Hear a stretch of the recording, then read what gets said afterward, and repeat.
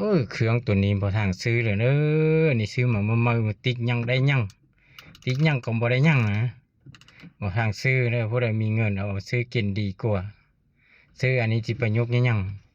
นี่อันนี้อีติได้มียังทางคนนี้เขาโฆษณานี่ป้าเท่าบ่ง่ายๆวันนี้เฮาซื้อเนาะลองเทิร์นซื้อมานี่อีติได้ซื้อนี่เป็นอันนี้อยู่อีติได้ยังทุกคนเบิ่งเด้อบ่ทางซื้อเด้อนี่ค่อยซื้อค่อยเสียเงินแล้วแต่ผู้อื่นบ่ทางซื้อแหละเครื่องอันนี้นะเด้อนี่อย่าเฮ็ดได้เด้อเป็นอันนี้ซื่อๆจักเซอร์ก็บ่ได้เฮ็ดได้ก็บ่ได้สิได้เอาเกาติบนั่นแหละใครอยากใส่ก็เอาเกาติบเอาแหละนี่ประยุกต์ยังเครื่องอันนี้มาตัวเสียเงินละที่มียังทุกคนเบิ่งเด้อพอซื้อก็ซื้อบ่พอซื้อแล้วเงินจงไว้ดีกว่า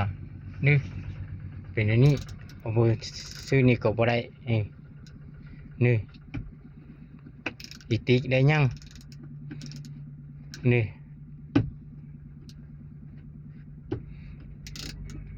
อีติกได้ยังมึงดูเห็นได้ก็บ่ได้นี่อีได้ยังเห็นอันนี้ซื่อๆเครื่องอันนี้บ่ดีแต่บ่จักบ่ได้บ่สู้มาโฆษณาผู้ซื้อก็ได้เสียเงินได้ซื้อแล้วเสียเงินแล้วก็อยากให้มีประโยชน์เห็นเขาโฆษณานี่บักดีๆแหละรถนีโนนะจะได้ใช้เลยจ่องพวกยี่รถนีโนมาตัวอยู่นะ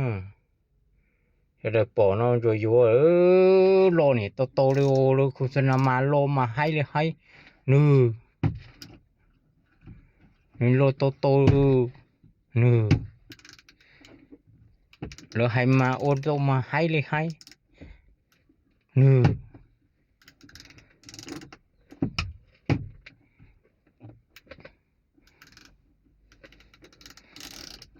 ตัวอาชีพเสียเนี่ยด่าเลย